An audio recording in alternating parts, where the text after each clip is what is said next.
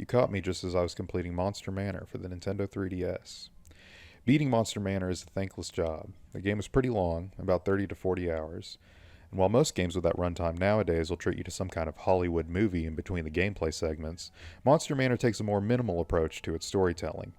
Even with that minimal approach, it still manages to beat out some of the AAA dookie that gets churned out nowadays. This is one of the many streetpass titles developed by Prope, a studio that was at the time headed by Yuji Naka of Sonic and Knights fame. That's not really important. What is important is that all streetpass games by Prope seem to follow a pattern. They all contain a very cute Mii mascot. I see lots of guys out there who are still fans of Swapnote's Nikki, and while she is great, these ladies don't get nearly enough attention, but I digress. The gameplay consists of making your way through floors of a haunted mansion doing very simple weapon combining and turn-based combat. The attention given to making all of the enemies and guns feel different as you attack and block goes a long way to make the entire experience feel bouncy and dripping with fun. Something else that's dripping is me after I saw these terrifying monster designs. The art direction for the monsters in the game was great. They truly looked disturbing and demonic. I had lots of nightmares about this game, especially the mummy monster. People's mouths being tied shut is really, really scary to me. It makes me think of corpses or people being tortured. I think that a string being drugged through your skin with a needle and then having it get pulled any time you move a part of your body that you would normally move a lot has to be some of the most serious, horrifying torture out there. That's why I don't believe in surgery. It's for religious reasons too, but it's mostly just that I'm scared of people cutting me up and sewing me back together. So anyways, the story setup here is that you want to get to the 30th floor of the mansion to investigate or solve the mystery.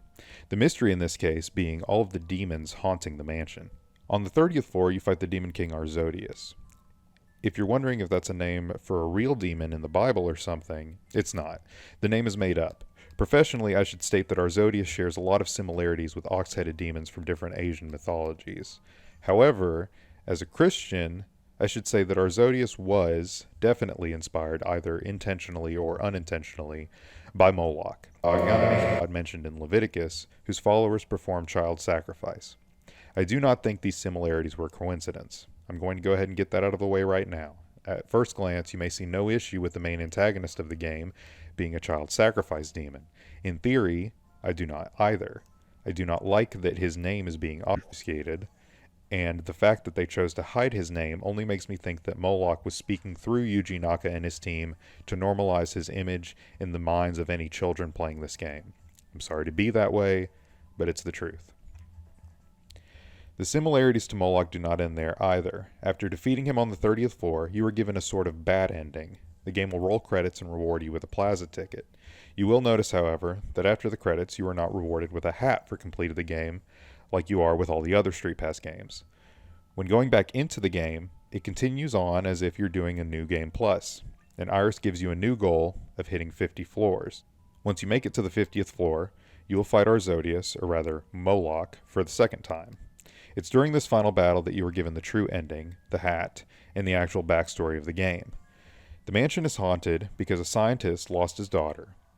He gets lost in his research trying to bring her back to life, and in doing so, he communicates with demons and makes a deal to let them walk the earth in exchange for the return of his daughter's soul. Moloch possesses the scientist and allows demons to infest the mansion. The scientist, either under or out of Moloch's control, manages to send a call for help to you and Iris to defeat Moloch. Upon defeating Moloch the second time, the sun shines on the mansion to symbolize God's presence in the area. In the final boss battle, the scientist speaks to you through Moloch. Iris, in her final comments in the story, claims that the voice sounds familiar. So, what does this all mean? The story is very vague and told mostly through a few offhand comments by Iris and Moloch. The common reading is that Iris was the child the scientist lost, but she has no recollection of him. I believe this as well. What I don't believe is the scientist side of the story. Why would Moloch, or Demon King Arzodius, be in possession of a baby's soul? I think the actual implication here is that the scientist sacrificed his daughter to Moloch, likely in exchange for power, secrets of the world, or something like that.